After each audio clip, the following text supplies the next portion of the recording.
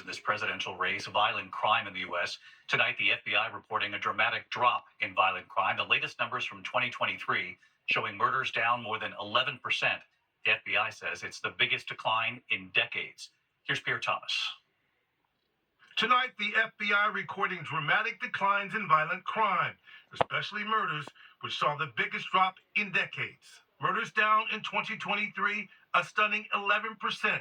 We have data back to 1960s. We've now seen the largest decrease in murder ever recorded.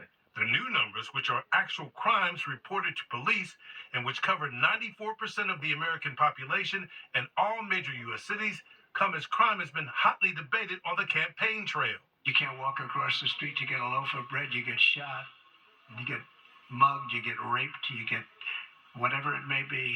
But the new FBI numbers show, in addition to a dramatic drop in homicides, which are overwhelmingly committed with guns, there's also been a decrease in rape, down 9.4%, and aggravated assault down nearly 3%. Decreases also seen in property crime, burglary, and larceny. The only significant category which jumped in 2023 was car theft, which increased by nearly 13%. But like other crime categories, is trending down this year as well. The Harris campaign is embracing the new numbers, saying that they confirm that the administration's efforts are working.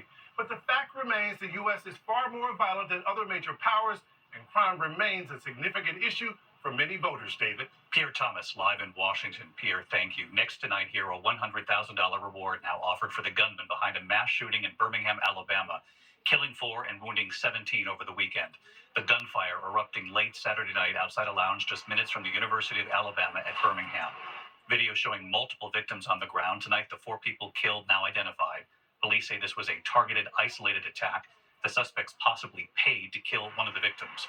Around 100 shell casings were collected at the scene. Now to Robin Roberts' exclusive interview tonight with Ukrainian President Zelensky and Ukraine's First Lady. They're here in the U.S. for the UN General Assembly meeting, looking for U.S. support for what Zelensky is calling a victory plan. Zelensky also visiting a munitions factory in Scranton, Pennsylvania, thanking the workers there, saying Ukraine still needs help. Robin asking him about that victory plan. So, your victory plan, does it include, I know you don't want to get into details until you talk to leaders, but negotiating with Russia, and how can you trust someone? It's not about negotiation with Russia. No, it's about, like I said, it's a bridge to diplomatic way how to stop the war. The bridge is a plan of victory or victorious plan. It's a strengthening of Ukrainian army and Ukrainian people. Only in the strong position we can push Putin to stop the war diplomatic way. Zelensky did not say whether giving up land would be part of Ukraine's victory plan, making it clear he wants to present it to President Biden first. Robin will have much more of her interview with President Zelensky first thing in the morning on Good Morning America. The other news tonight, the gunman who killed 10 people at a Colorado supermarket in 2021 has been convicted of murder tonight. Ahmad Alisa, who has schizophrenia, pleaded not guilty by reason of insanity. His defense lawyers arguing he couldn't tell right from wrong at the time of the attack. First-degree murder carries a mandatory life sentence in Colorado. When we come back here tonight, New York now reporting the death of a patient from the mosquito virus Triple E. The warning from health officials now. The remarkable discovery tonight, the 6-year-old boy kidnapped while playing with his brother. 70 years later, where he was found alive. In a moment. Tonight, New York State reporting a deadly case of eastern equine encephalitis. The patient from Ulster County was the state's first human case of Triple E since 2015. ABC News now tracking at least 11 known cases nationwide this year. The disease is spread to humans by infected mosquitoes. State health officials now urging people to use insect repellent and guard against mosquito bites.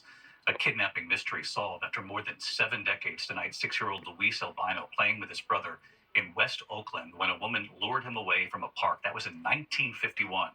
He was raised by another family, his niece using results of an ancestry test to help police find him living on the East Coast.